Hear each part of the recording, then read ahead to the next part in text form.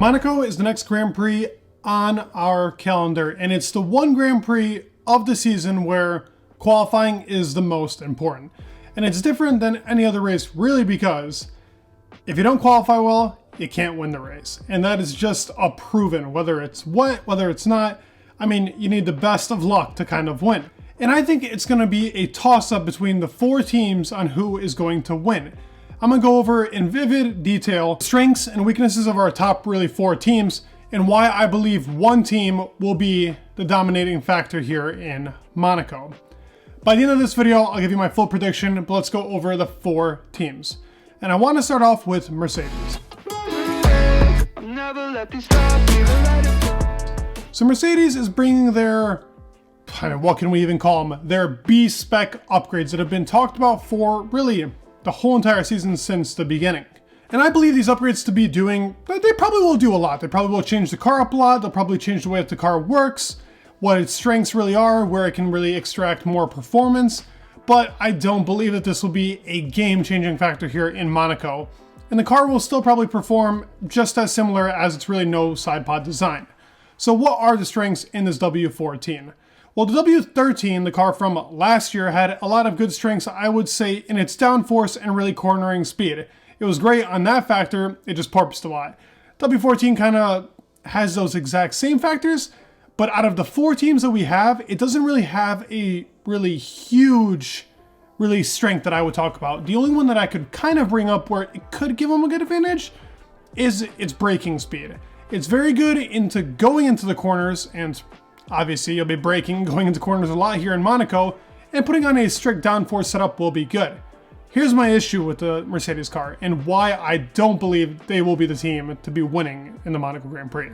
Don't get me wrong, it's still a good car, but going over any curbs, and especially when it's going into that turns 4 and 5 section where you have to go over the tree stumps that are like practically ingrained into the circuit, it's gonna struggle big time there. The car has also never really been great here in Monaco. Mercedes has never really performed in Monaco well, except for the one time back in when Niki Lauda passed. They actually had a great Monaco Grand Prix then, and Lewis has been able to put it up a couple times there because the car is just so dominant. But other than that though, the Mercedes has been pretty weak in Monaco, and it doesn't really have many traits to this year's car that will make this car so fantastic. In my personal opinion, I don't believe Mercedes to be the best car coming here into the Monaco Grand Prix. Now, next team I'm going to talk about is really the rivals, I guess, of Mercedes, or at least in the past they were. Now they're not close, but Red Bull. Red Bull is the dominating factor, I would say, of 2023. I think everybody would say that the Red Bulls are the dominating factor. Their cars are just so great on the straights, they're reliable, they're great on really every aspect of the track. They don't really seem to have a weakness, except for a couple. And I will bring those up into this really Grand Prix because they go along with it. Strengths-wise, the car really performs well under high-speed corners and medium-speed corners. It's just a beast in there, and its straight-line speed. It has one of the best engines on the grid. Its DRS is just purely, just like a work of art to watch. And they're just a bullet, really, in the straight-line speed. Now, Monaco is a Grand Prix where straight-line speed doesn't matter much. And another thing with Monaco, which I briefly mentioned before, is qualifying is the most important. And if we go off their really one lap pace, they aren't necessarily by far the best team on the grid. While they have gotten 4 pole positions this year in every Grand Prix but Baku, I mean, honestly, if Charles was able to finish his lap in the Miami Grand Prix, he could have probably fought for P1. I think Alonso was close, but not close enough to take P1. But it's still close. It's a toss-up really in qualifying, and I don't think Red Bull is quite that far ahead, especially in these downforce type circuits. The biggest thing that the Red Bull lacks, and that has been a kind of lacking factor even last year, when we go into sprint weekends, I know it's not a sprint weekend, but I'm just gonna bring it up. When they're very limited on their setup and what they can do with their setup, it does take them a little bit of time to set it up, and sometimes they can struggle setting up the car perfectly and its balance. Monaco is a Grand Prix where the balance is extremely important and it really depends on driver confidence. Now, the Red Bull does have a very confident driver in Max Verstappen, and Sergio Perez is also a great driver, but sometimes Max doesn't perform the hottest in Monaco, and he doesn't really like these street circuits with the very close-up corners. So it gives other drivers a chance to really catch up, and I think that will play a factor in this Monaco Grand Prix. We're supposed to be getting a wet Monaco, so that also might mean a lot more mess-ups, a harder setup to put down on the car, a lot more downforce, could benefit the other teams a little bit better. They do ride the curbs extremely well, so they're in the toss-up, but I wouldn't necessarily say that they're the best coming here into the Monaco Grand Prix. The next team I want to talk about is Ferrari, which I think are the underdogs coming here in Monaco, believe it or not. Now they've had a very up and down season, let's be honest. It's not been a great one. But the one thing that they have nailed, and they nailed last year too, is their qualifying pace. And yet again, Monaco is a Grand Prix where qualifying matters a lot.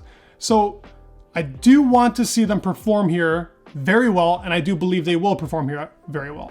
Now the strength I told you about with Mercedes, which was really breaking into the corners. Now, Ferrari is great at getting out of the corners and going into them at a sharper speed. They're just a tad bit better than the actual W14 car. The W14 car's got better race pace. Tires will matter here, but not as much as I would say any other Grand Prix that we've been at. It will depend on strategy because they're probably going to run a medium to hard strategy, so probably going to shut through those mediums, and now they're going to be really relying on the hards. But if Charles or Carlos Sainz, whoever's up there, puts on a pole position, puts in a couple of great laps in those hards just to keep from the undercut or the overcut, they will retain the position, and I don't see any other team really overtaking here on this track. This race comfortably, came in for intermediate tyres and has had to make a second pit stop. Unless it's a wet race and they're on the wets for practically the whole entire race, which I believe some teams will try and pull this strategy. Even if it does require the tires being completely worked to the brim, I think they will do it. But the biggest things is, and what I want to bring up before going into the next team, Ferrari's qualifying pace is amazing. I would not count them out. I might even have them as favorites in this qualifying with Charles Leclerc. The guy is by far on the grid at the best in his one lap qualifying pace. I truly believe that to be the case, and I think he will be a big threat to anybody on the grid. Regardless if they're fourth in race pace or not, it does not matter. I think this guy in one lap can nail it, and he could win the Grand Prix, but he's pretty cursed at the Monaco Grand Prix, so we got to remember the Charles Leclerc curse here. The Monegascan does not have a lot of fun here, so I feel like that's a deciding factor really within these top four teams too, so not the favorites. Going into Aston Martin.